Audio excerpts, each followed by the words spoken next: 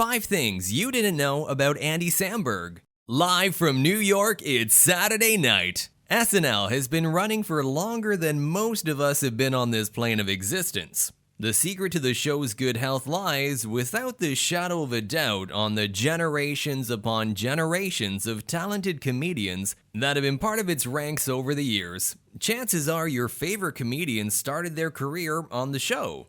From classics like Eddie Murphy or Chevy Chase to current kings of comedy like Will Ferrell or Tina Fey, SNL has constantly reinvented itself thanks to the comedic geniuses that make up its family. One such comedian is Lonely Island frontman, Brooklyn Nine-Nine star, and all-around funny guy Andy Samberg.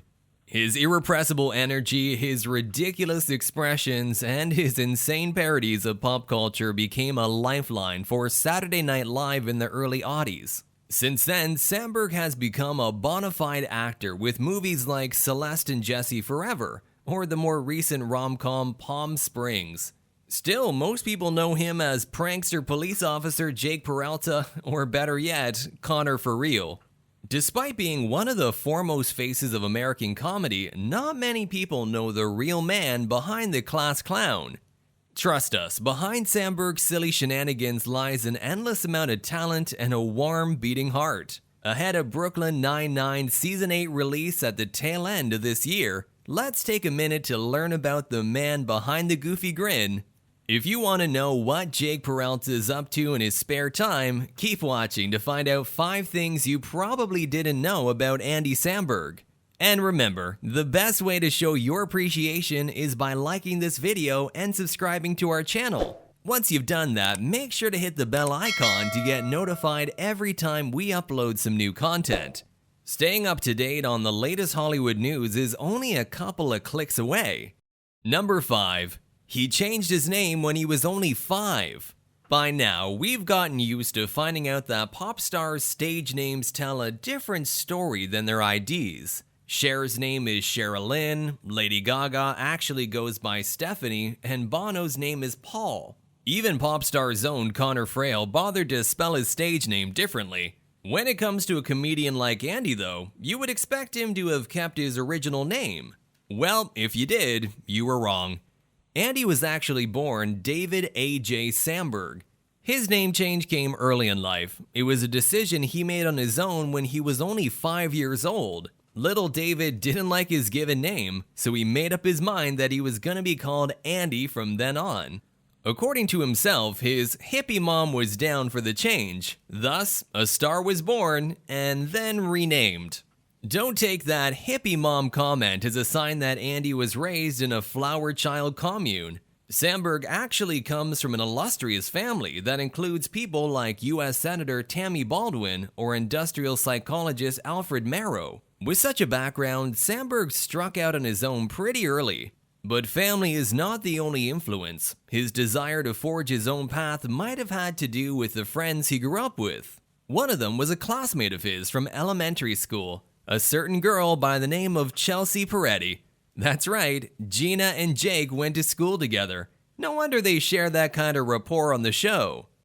Number 4. He is a lifelong and obsessed fan of SNL. Of course, you don't become a famed comedian by just going to school with Chelsea Peretti.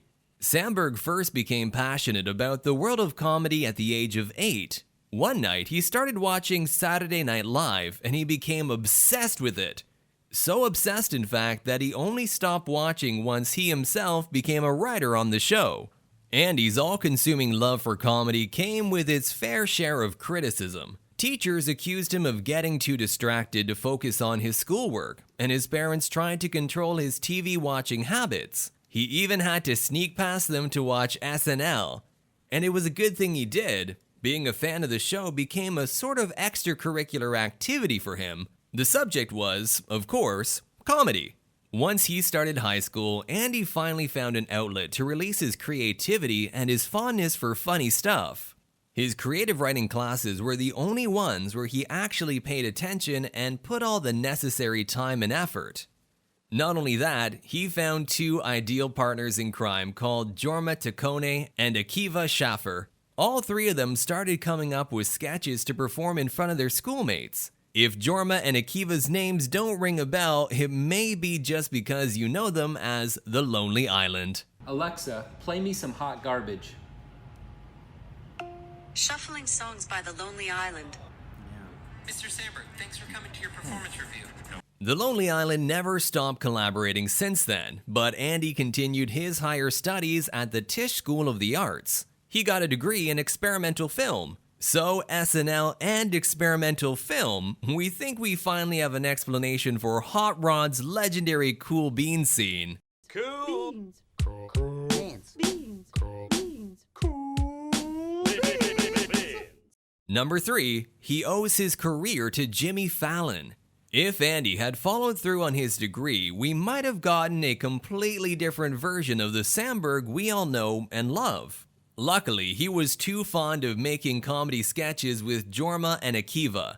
In the early years of YouTube, The Lonely Island started posting their videos online, and they got a lot of attention. So much attention, in fact, that MTV invited them to work as writers for the 2005 MTV Music Awards. The host for the awards was Jimmy Fallon, and he could very well be considered one of the most important people in Andy's career. He was so impressed by the trio's talent that he decided to ring up a guy by the name of Lorne Michaels. Things had finally come full circle. As the creator of SNL, Michaels auditioned them and immediately decided to get them as writers on the show. Of course, none of that could have happened if The Lonely Island weren't so talented. Their main contribution to SNL was making the hilarious digital shorts, which they single-handedly turned into one of the most popular segments on the show. Not bad for just 3 guys having a good time. Number 2, a Grammy-nominated artist and possible egot. Samberg's career as a comedian has been a meteoric rise, but one of the most surprising achievements is not completely related to his profession. He is one of the very few comedians to have been nominated for a Grammy. He and his friends from The Lonely Island competed against Jay-Z for the Best Rap Song Collaboration category. The song that took them to the gala was I'm on a Boat, their duet, or quartet, with Auto-Tune ambassador T-Pain. They ended up losing to New York's finest, but still, quite a feat for these funny dudes, T-Pain included. Of course, music accounts as one of Samberg's preferred outlets for comedy. Who could forget his Justin Timberlake collaboration about a certain body part hidden in a box? That song did win an award, but it was an Emmy for Outstanding Original Music and Lyrics. Still, after 3 studio albums and 2 soundtracks, it's only a matter of time until The Lonely Island win the coveted Grammy. Samberg's only getting closer to becoming an egot. It's worth mentioning that he could have some help from his wife. As an avid music fan, it makes sense that Samberg would fall for celebrated harpist and indie singer-songwriter Joanna Newsom. If the idea of a crazy novelty rap comedian marrying an indie harp player doesn't sound right to you, you couldn't be more mistaken. After meeting at one of Newsom's gigs, they dated for 5 years before finally getting married in 2013. We are looking forward to what is sure to be a jaw-dropping music collaboration between the two. Number 1, the Charlie Chaplin estate and fatherhood challenges. Yes, the idea of Samberg being married doesn't really gel with the characters he's become most famous for. Even so, we've got to hand it to him. It looks like he has made an ideal life for himself and his wife. His success has enabled him to buy a house, and not just any house, but the Moorcrest estate where Charlie Chaplin lived almost a century ago. A couple of years ago, the Samberg-Newsom household welcomed a new member. Andy's daughter was born in 2017, and he couldn't be happier about it. He thinks being a father is like a dream, but he has admitted that SNL has played a big part in preparing him for its challenges. Back in his days on the show, he was used to sleepless nights, so raising a child is a piece of cake compared to that. You could say Andy is child-rearing Like a boss.